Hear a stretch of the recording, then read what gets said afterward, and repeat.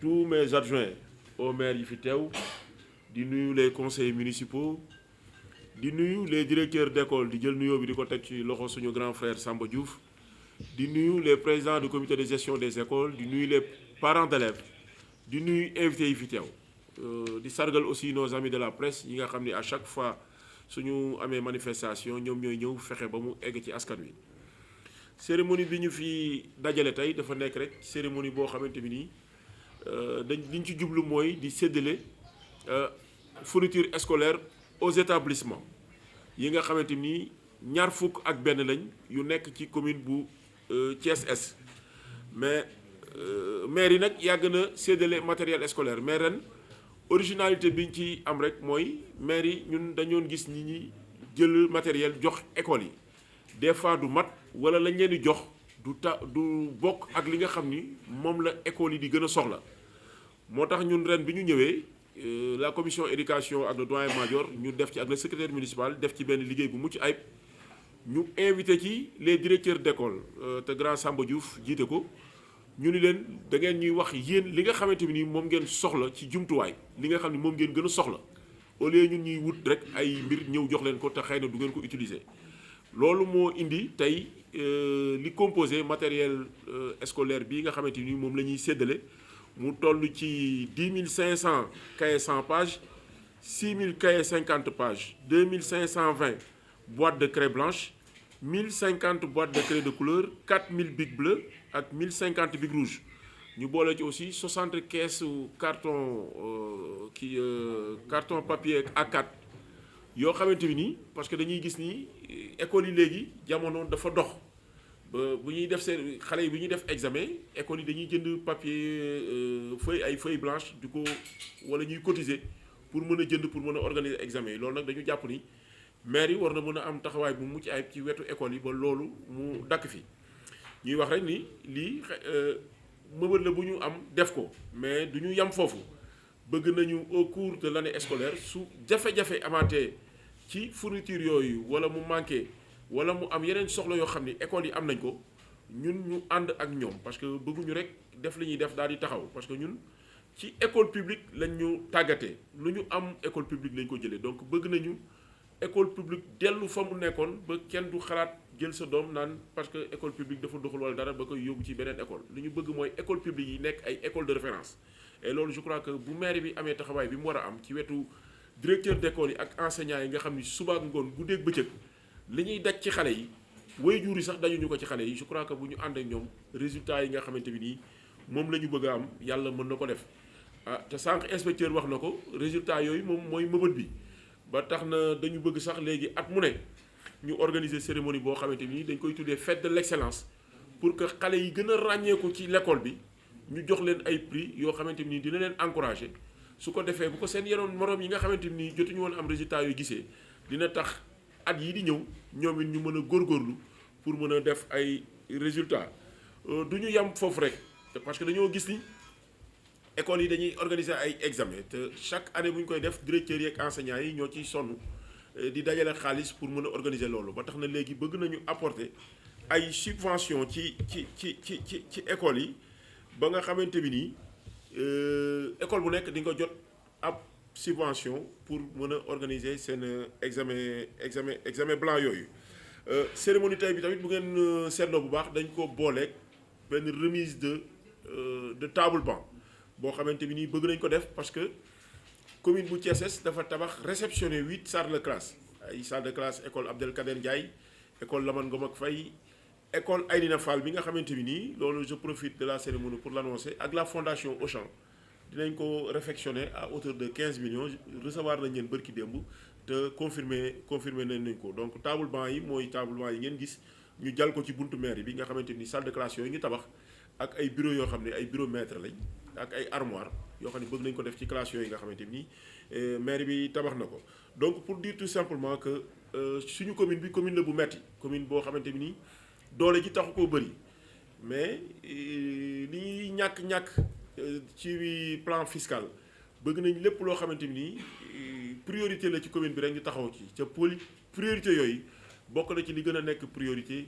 maanaam éducation donc éducation moom lépp loo xamante ni mën nañ ko ci def rek pour alléger charge yi nga xamante ni waajur yi moom la ñuy jànkonteel dinañu ko def d'ailleurs ci loolu xam naa ne ci version français bi dama ko xaw a fàtte wax mais commune bi aussi du yam rek ci école primaire yi dans le domaine de l'éducation parce que ñu ngi signé ay convention ak ay école de formation yu nekk ci Thiès dans le domaine de la santé dans le domaine de l'audiovisuel dans le domaine de la restauration pour accompagner élèves ak étudiants yi nga xamante bi nii bëgg nañu def formation ci école de formation yooyu dinañ leen accorder ay bourses ñii ay bourses entières ñii ay demi-bourses pour que ñu mën a def ay formation dans des domaines donnés pour être employable sur le marché de l'emploi loolu commune bu Thiès fas yéene def ko parce que ñun dañu jàpp ni éducation moom mooy la base de tout message la boo xam ni fu ma mësaane dem dama koy lancer man leen gis nañ fii ay nit yoo xamante ni seeni waajur amuñu woon mais dañoo miser ci seen éducation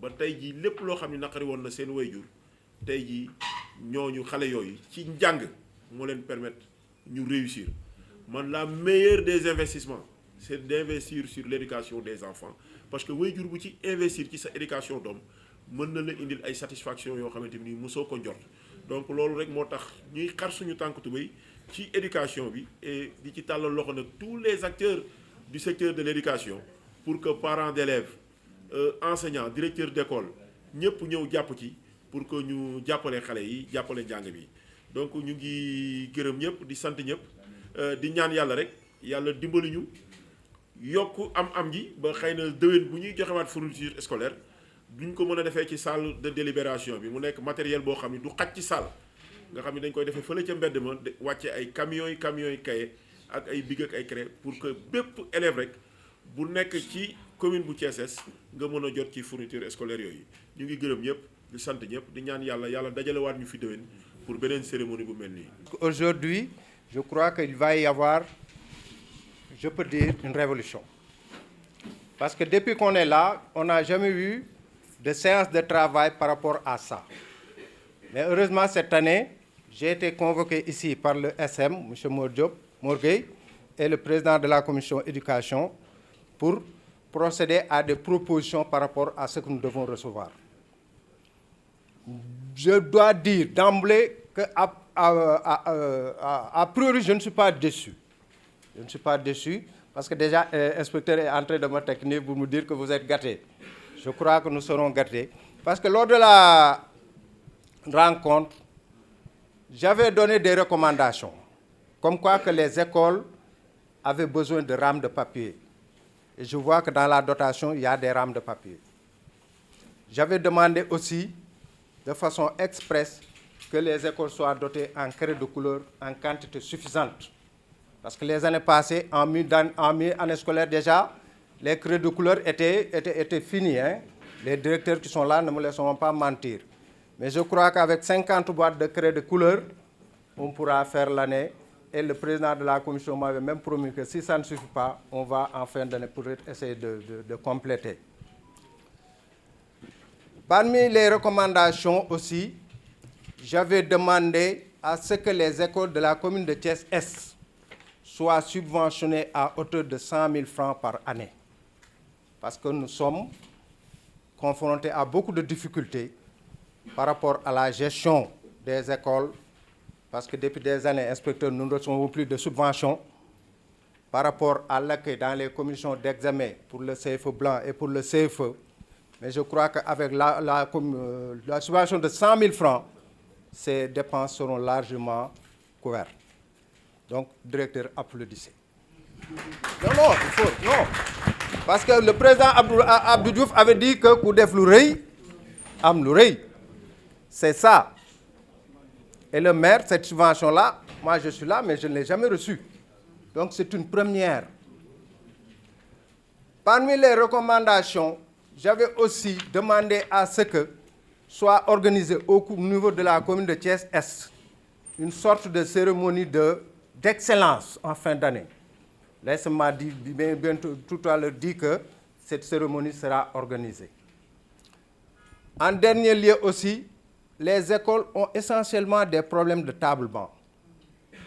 Je crois qu'avec l'accord du SM et du maire, nous allons organiser cette année des séances où les écoles vont faire sortir leur carcasse et une commission va venir réparer les tablements au niveau des écoles. De ce point de vue-là, moi, je n'ai qu'un mot à dire, et en toute franchise, parce que monsieur le maire, c'est mon ami, c'est mon jeune frère, mais je parle de lui en tant que maire de la commune de Thiès-Est. Monsieur le maire, je vous dis merci. Voilà. Je vous dis merci. Toute l'école, toute la communauté éducative de Thiès-Est vous est reconnaissante. Donc, nous vous donnons nos félicitations et nos encouragements et souhaitons que cette lancée-là soit pérennisée. Assalamu alaikum wa rahmatullahi wa barakatuh. Éducatif de Thiès-Est. C'est pour nous aujourd'hui un grand plaisir que de venir assister à cette importante cérémonie. Il est devenu une tradition, cérémonie qui nous donne l'occasion de magnifier les relations entre la mairie et ses administrés, notamment dans le domaine de l'éducation. Monsieur le maire, il faut 5 lettres pour écrire le mot maire. M-A-I-R-E. Mais il faut également 5 lettres, les mêmes lettres, qui vont aider à écrire le mot aimer. A-I-M-E-R. Au vu de tout ce lot de fournitures, nous pouvons dire que, monsieur le maire, avec l'ensemble de votre équipe municipale, vous aimez vos écoles. Et je vais vous rassurer que vos écoles vous le rendent bien. Nous avons suivi avec beaucoup d'attention l'intervention du président du SECODE, M. Diouf, que nous remercions. Il a parlé de révolution et nous avons apprécié. J'ai l'habitude de dire que pour donner à quelqu'un à boire, il faut attendre qu'il ait soif pour lui donner à boire. Et la soif présentement dans les écoles, avec les parents, c'est les fournitures. C'est venu à son temps, à l'heure. Si on attendait le mois de novembre, c'est déjà trop tard, décembre, donc c'est déjà fait. Mais l'autre chose, c'est que vous êtes parti des besoins des écoles, en consultant les directeurs en la personne du président du SECODE. Il l'a dit, les besoins, au-delà des cahiers créés autres. Aujourd'hui, nous vivons à l'ère du numérique. L'Internet, l'infographie est très présente dans nos écoles. C'est la raison pour laquelle les rames de papier sont bien accueillies. Mais la révolution constituera également l'axe mis sur les tables-bancs. C'est vrai que l'État est en train de faire des efforts pour essayer de résorber les gaps, mais tout ne peut pas être fait par l'État. Vous avez compris que c'est une compétence transférée et en ce sens, les tables-bancs seront d'un grand apport dans les différentes écoles de la commune Est. M'adressant à présent au directeur d'école, ainsi qu'aux membres des CG ici présents, je vais vous dire que ce que vous allez recevoir aujourd'hui, ce sont des ressources. Mais des ressources, il faut les transformer en résultats. Alors, je vous engage, parce que nous sommes à Thiès, et je viens d'être invité pour la première fois pour cette année scolaire 2023 à une remise de fournitures. Alors que vous êtes déjà partis. Certains ne sont pas encore partis. À l'arrivée, il ne faudrait pas que les autres vous rattrapent. Ce sont des instructions. Voilà, ce sont des ressources qu'il faut transformer en résultats probants. Monsieur le maire, mesdames et messieurs les membres de l'équipe municipale, je voudrais vous rassurer que vous avez mis ces fournitures dans de bonnes mains. Vous avez tapé à la bonne porte, parce que au niveau de la commune Est et au niveau de Thiès-Ville en général, il y a des ressources humaines de qualité. Ce sont des directeurs d'école et des directrices d'école chevronnés qui encadrent des enseignants engagés avec qui nous œuvrons pour chercher la qualité, pour faire la réussite des enfants qui nous sont confiés. Donc soyez rassurés que ces ressources seront transformées en résultats probants. Et c'est la raison pour laquelle nous vous donnons rendez-vous à la fin de l'année scolaire, Inch'Allah, où nous allons vous montrer les résultats engrangés par les différentes écoles de la commune Est. Et en cela, chers directeurs d'école, ensemble, nous allons œuvrer pour rendre la monnaie à la mairie de la commune Est pour ces efforts qu'ils ont faits et qu'ils n'ont pas commencé aujourd'hui. L'équipe venait de s'installer au moment où nous nous apprêtions à jouer nos finales du sport scolaire. Mais quand nous avons sollicité les mairies, le maire ici présent a réagi de manière très prompte en nous appuyant fortement avec des jeux de maillots et des trophées qui ont contribué à enrichir les finales du sport scolaire de la commune Thiès en général. Et en cela, monsieur le maire, nous vous adressons nos sincères remerciements. Vous venez de débuter votre mandature. Les années sont encore devant nous. En vous remerciant, à vous et à l'ensemble de votre équipe municipale, nous prions pour que les cérémonies continuent à se tenir, peut-être certainement dans la cour, parce qu'il y aura encore davantage de l'eau, mais qu'en ce moment, que tous les gens ici présents soient encore présents, en bonne santé, aucun ne manque, et que les parents qui sont avec nous, yàlla def ngeen dund ba fekkee njëriñu njaboot gi. Leen di seede ne jàngalekat yi dinañ taxaw pour fexe xale yi nu ñuy réussir ndax loolu mooy sunu raison d'être.